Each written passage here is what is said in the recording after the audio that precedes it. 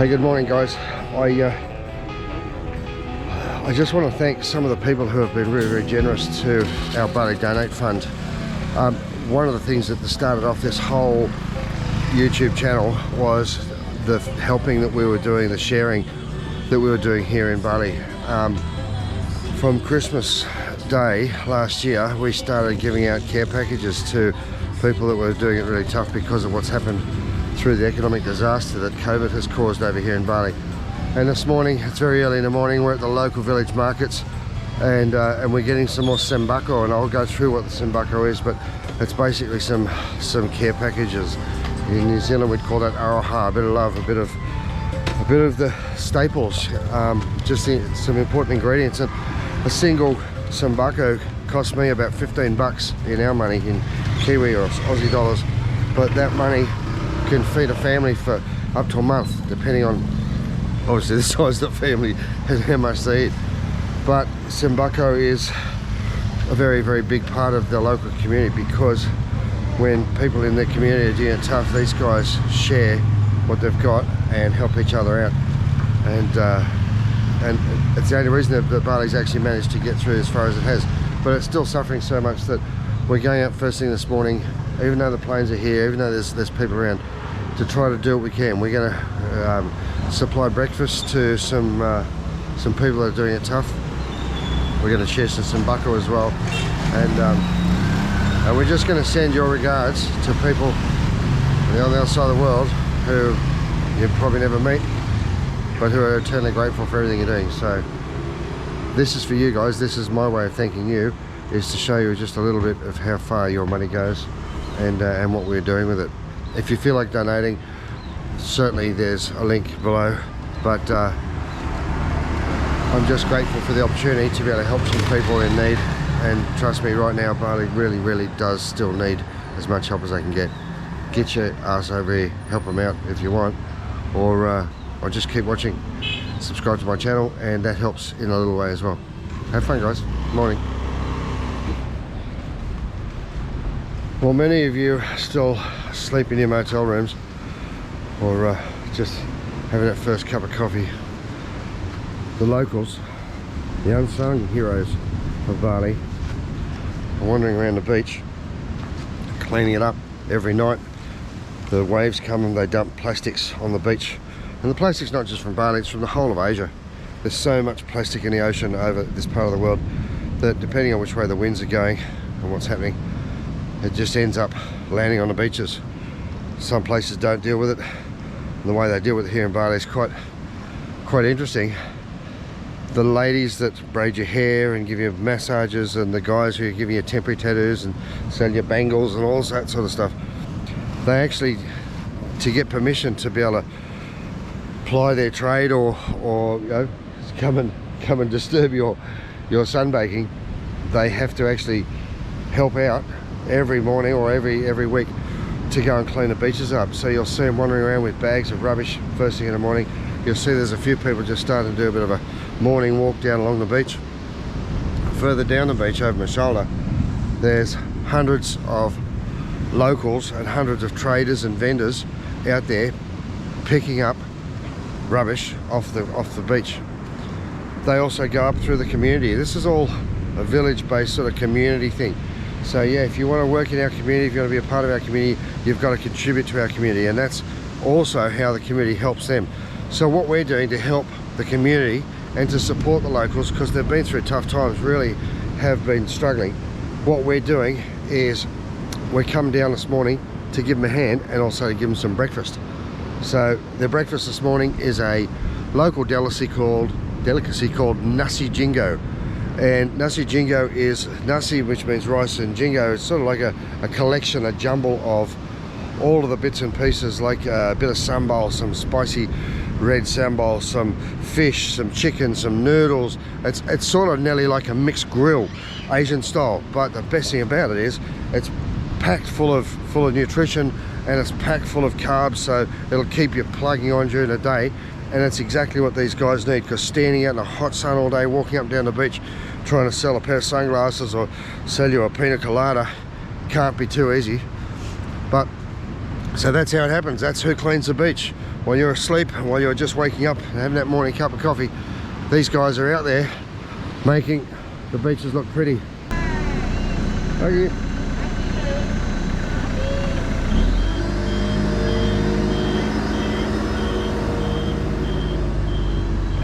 Beach cleaning, boss. Bagus.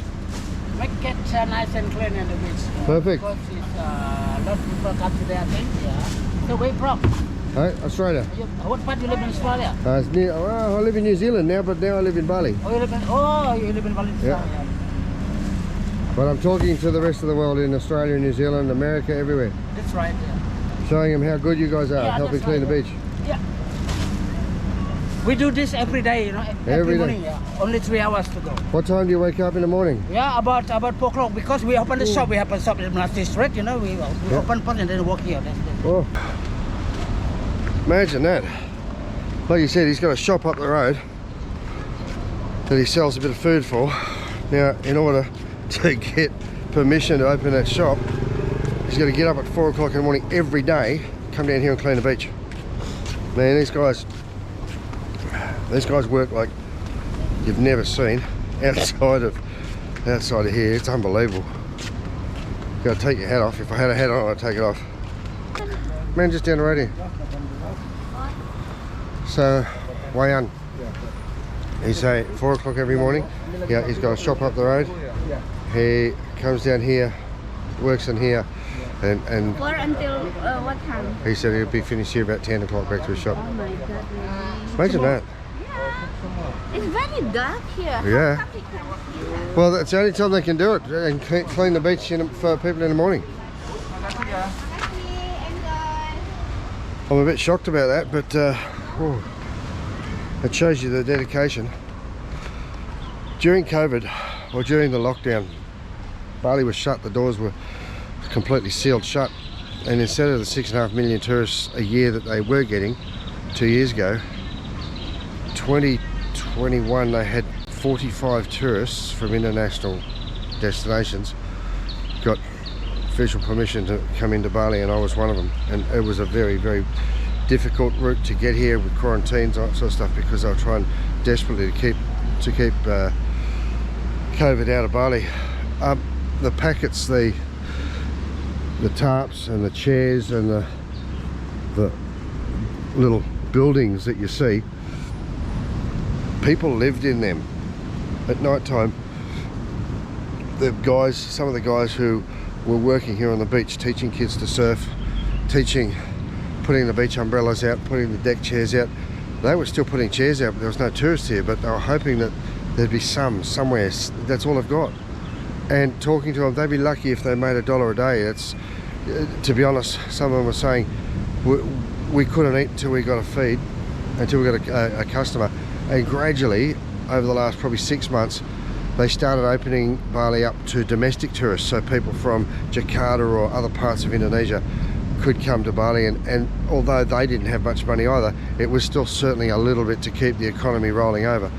But the guys that were living here on the beach were doing it so tough that a lot of them had to pack up and go home. A lot of them were living as homeless people, and just couldn't afford to survive. And that's why one of the reasons we started our little caring mission here, because we had a bit of a connection with this place, and we could see firsthand the difference it made. People that I've met 2 years, 3 years ago and been coming back here regularly to see have turned into scarecrows. They're the skinniest. Oh, look, I can't explain how you can't even recognize someone that wasn't fat beforehand, but now they're just, oh, it's frightening. They survived. That's the amazing thing. And they survived because they shared what they had with each other, and the community as a whole all got through it. And that's one of the things that makes Bali unique. The community, the village atmosphere, even though it's modernized to a degree, even though it's an international tourist destination for the entire world, what do they call it? The island of the gods. This is one of the few absolute paradises, and there's a feeling behind Bali that gives it this really beautiful serenity and peacefulness. Yeah, look, there's rubbish on the beaches. Yes, there's plastic bags in the ocean. There is all over the place. You try and go surfing in Mexico and not pick up plastic bags and Coke bottles and God knows what. But at least here they're trying to do something about it. They are every morning cleaning up the beach. They're combing up and down, cleaning the garbage bins. They've got a solution. They've got a working solution to the problem, and that's at least a good start. Yes, there's a lot of people still starving. There are beggars on the streets pretty much everywhere. People that used to have shops, the people that had businesses, people that worked in hotels or restaurants that have been shut down. There's tons and tons of businesses that are empty. And those businesses had people that worked for them, and those people got no job. It's going to take months and months for them to get anywhere near back to what they had. And they can't suddenly just, if a million people turn up on a plane tomorrow, they wouldn't be ready for it. They don't have the infrastructure, they don't have the supply chain. All of those links have been cut. I do know that there's lots and lots of people that had jobs that don't, and they're still struggling, and that's one of the reasons that we're still here asking for help, asking for your support, and helping the locals to do whatever we can to get through another day.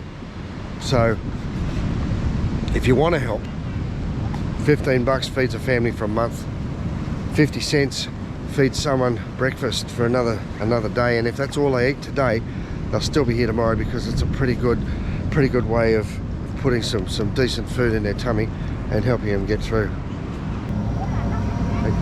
We buy the coconut right now. Yeah. It's nice to drink, yeah? Is that breakfast? That's for breakfast, that's right, yeah.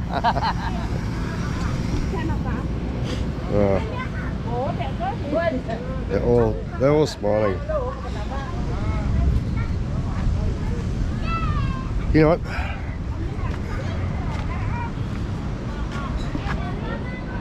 I haven't heard any of them, anyone, in nearly 6 months moaning about the politics behind COVID. They don't care about politics. They don't care about why or if it's right. They're just getting on with it. They're happy with what they've got, and if you give them a little packet of rice, if you give them something, they're grateful for anything they can, and they're not whinging, they're not complaining, oh yeah, I wish. They're saying, please come here, please do what you can, but they're not bitching and moaning, and that's a beautiful thing. That's why it's worth looking after these guys. That's why I support them, because they are such beautiful people, and they really do appreciate and respect what we're trying to do to try and help.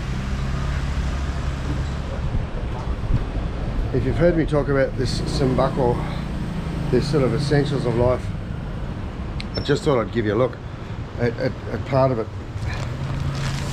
It starts with a decent big bag of rice. That'll make a lot of food. On top of the rice, the other really important staple here is noodles. Now that's one hell of a packet of 2-minute noodles, but that's going to last them ages and ages. A Sembako comes from the local word for 9, and it's sort of like the 9 staples, the 9 key ingredients that you'd need to sort of keep yourself going. A bit of tea. What do we got here? Hey, check this out. This is how they make coffee, and the reason they do it in these little satchels, imagine you're in one of the most humid countries in the world, and a poor country as well. So that whole thing of coffee is about 50 cents. So it's not very expensive, and it's probably at least 10 packet pieces of coffee, 10 meals. So it works out about 5 cents each. But yes, it's a bit disposable culture, but it also doesn't go mouldy, and it doesn't get moist and go all damp, so it doesn't spoil. We've also got some laundry detergent, because one of the things that these guys haven't had the luxury of being able to do is do the sort of housekeeping or the cleaning that you and I would. We've got some shampoo, and again, shampoo comes in a similar sized bottle. These guys don't live in a house. Many of them live in a shed or a space, a shared space. We've got some dishwashing liquid. We've got some sugar, some more sugar. soap, toothpaste. And when you look at it, we also usually put about $5 worth of fresh vegetables and tempeh or something together, but it gives them enough to be able to keep going one more few weeks. It's a good start. It means that there's something in the cupboard that they can start to put dinner together for their kids. It's not a lot, but it's survival. And at the moment these guys are still in survival mode. From the bottom of our hearts, these Sambucos are going out to people that are very embarrassed and very shy. They're not used to being in such hard circumstances, but COVID has put pretty much everyone over here in these circumstances. So this is going to a lady I've got to know, Julie, who's got a family, and she normally braids hair and does a little bit of massaging and stuff on the beach. She's one of our recipients today of our sharing and our caring, and she deserves every bit of our help. Thank you. Bali Donate. Bali Donate. Apa namanya? Bilang dong. Hai Mek, suruh datang lagi. Ya datang lagi. Saya dapat Come back to Bali. come back to Bali. We miss you. We miss you.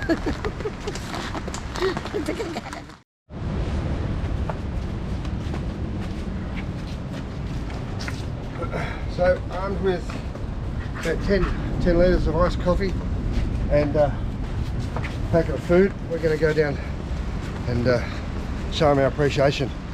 Give them some brekkie.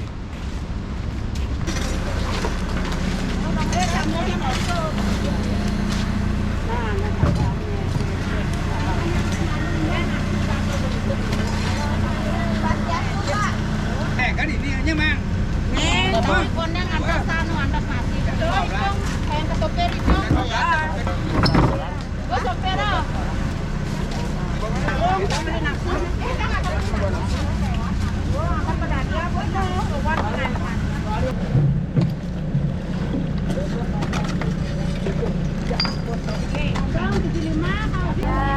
Makasih ya Bu.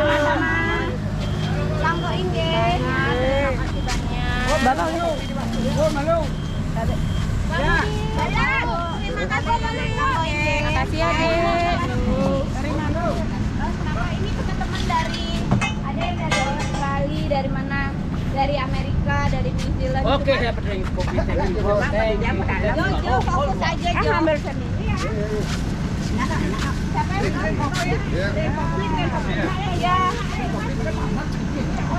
Nice and cool ya. Makasih Bu. Lagi Yan. Nice and cool. Pak Yan bensin. Ini lagi satu Bu. Bu lagi satu sopirnya. Terima kasih. Tanggoin Pak Yan. Ya, makasih banyak. Okay, picture ya. The picture of this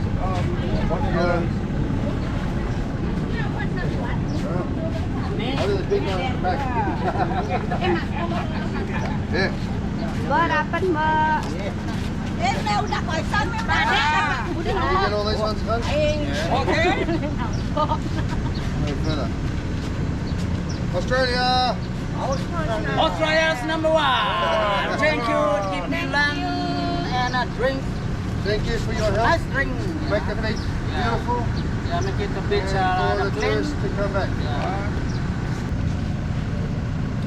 Terima kasih banyak. Sama-sama. Silakan. And just like that, recycles are getting put away. The beach is already starting to look clean, look out there. And their day's off to a good start. And I gotta say, so is mine. It's lovely to be able to help people out, especially people that are getting out there trying to help themselves and also help you when you come here. You can have a great stay. Thanks guys. Hey, cheers. Morning.